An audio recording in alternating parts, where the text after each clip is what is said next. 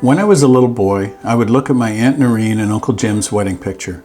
I thought that they were movie stars. They looked like Natalie Wood and James Dean. Noreen was so lovely and glamorous, I wondered how she went from living in the southwestern Ontario town of Goderich to being a farmer's wife in Colborne Township. I lived in Goderich my whole life until I married and moved to Colborne Township. Noreen went to high school with my mom, Jean McPhee, and her twin sister Joan. Funnily enough, it was Jean and Joan who arranged Noreen and Jim's first date. I knew him because he was in school at the same time that I was, but then he quit. And as I said, he arranged the first date through Jean and Joan. Sounds natural. Yeah, they did everything else for him, so they might as well arrange his dates too. They married in 1951 and bought a farm in Colborne Township, just down the road from the McPhee's dairy farm.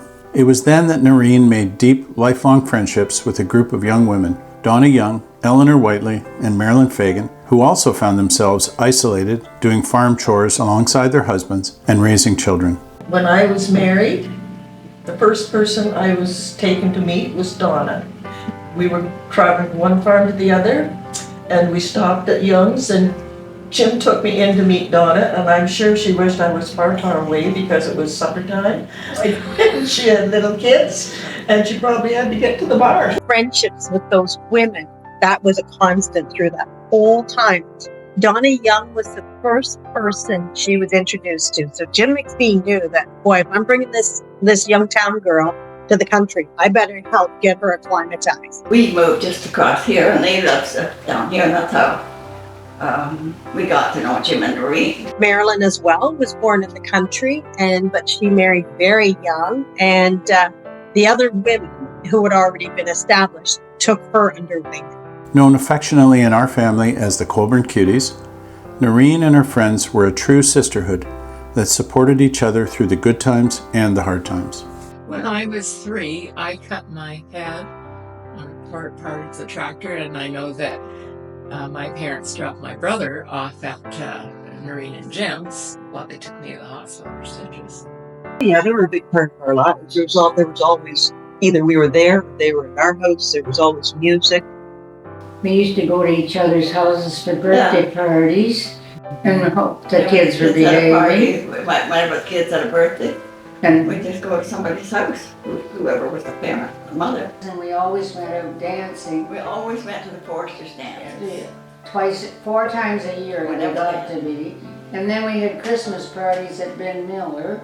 Everybody supported each other, whether it was looking after kids or sharing in farm work, because the men would be out very late at night, especially at this time of year, bringing the corn in, and they'd be out till midnight on those fields and sharing machinery. So it was a real collaborative effort to raise families and to make a living. Bring frozen diapers in. Hanging all the cloth diapers out on the line in the middle of winter, bring them in like frozen boards, and then hang them over lines to thaw out. But they smelled wonderful, didn't they? They So did. fresh and nice. And that took the moisture in your house. So I could give a lot of credit to those women, those Colborne Cuties, and maybe as I'm aging and looking more and more like my mother, I have such a connection now to that experience and how they fostered the marketing team and how they made their lives flourish from having very little, starting with nothing, and not having the independence or lives that they necessarily wanted, but they just made the best of it. Did you all work in the barn, like you worked I alongside your did. I husbands? milked cows.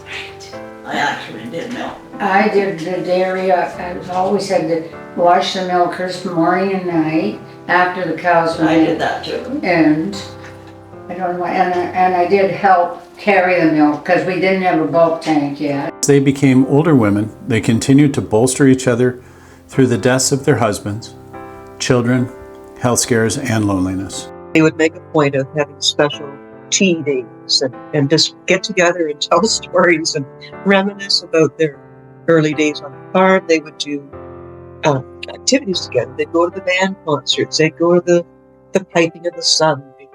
They would take a picnic down to the beach, and they really made a concerted effort to keep that closeness. The 2 remaining Cuties, Eleanor and Marilyn, still keep their close bonds alive by visiting one another and retelling the stories of these 4 special women. But I think we identified over the years that these women were pretty special. We wouldn't have known that in our current feminist world. We just knew that these women worked really hard alongside their husbands, and yet they could just look like $1 million and get dolled up and be ready to go to the dances on Saturday night and hold their friendship so strong in spite of being thrown in as wife of farmer's wife and a young mom, having to manage all of that. And yet they were always cute. They were the cuties. I think we got strength from our friends. I value all their friendships so much over the years. I don't know how I would have managed myself without